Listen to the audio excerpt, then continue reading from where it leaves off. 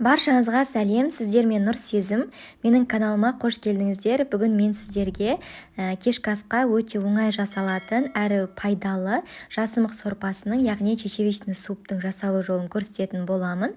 Видеоны соңына дейін қарап, міндетті түрде менімен бірге жасап көріңіздер.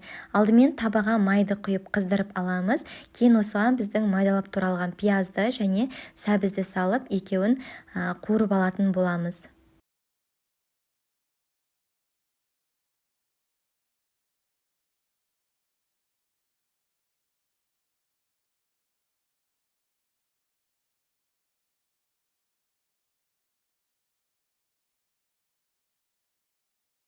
Кейін 1,5 ас қасық ұнды салып, тағы да араластыратын боламыз.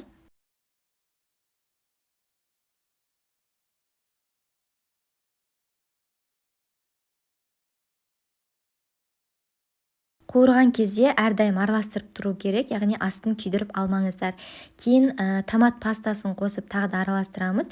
Осы жерде май азайып кеткен болса, кішкене май құйсаңыздар да болады.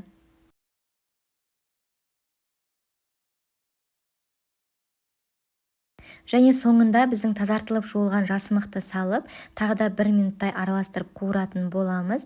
Кейін үстіне салқын су құйып, бір қайнатып аламыз. Қайнағаннан кейін шамамен 20 минутта орташа отта пісіріп алатын боламыз. Жасымық өте тез піседі, сол үшін 20 минут жеткілікті.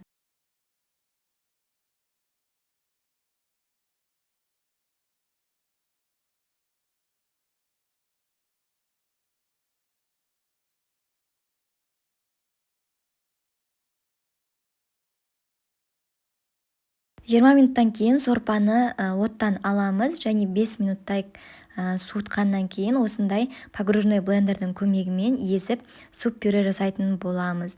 Бізде барлық жасымық езілу керек, яғни ешқандай комочек қалмауы керек. Байқасаңыздар, біздің тағамымыз бар болғаны 20 минутта пісіп шықты. Дәл осы тағамды, өте жеңіл тағамды міндетті түрде жасап көруге кеңес беремін. Сол үшін рецепті өздеріңізге сақтап алыңыздар. Осылай толығымен езіп алғаннан кейін ғана біз татымына қарай тұз, қызыл бұрыш және қара бұрыш қосатын боламыз.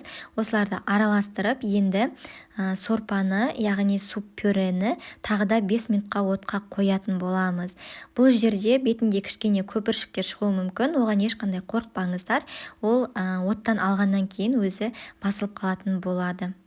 Достар, сіздерге осы видео рецепт ұнаған болса, лайк, комментарий қалдыруды ұмытпаңыздар. Сондай-ақ менің каналыма тіркеліп алыңыздар. Каналымнан көптеген тәттілердің, тағамдардың және выпечкалардың рецептін таба аласыздар. Міндетті түрде кіріп қарап көріңіздер. Ұнап жатса, жасап көріп, нәтижесімен бөлісе отырыңыздар.